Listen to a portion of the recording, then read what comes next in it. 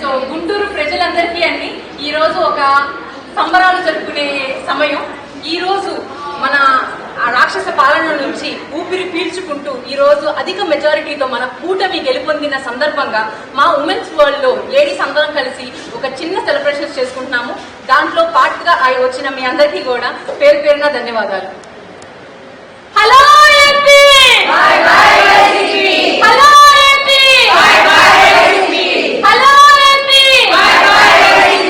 మా అందరి తరఫున కంగ్రాచులేషన్స్ పెమ్మసాని గారు,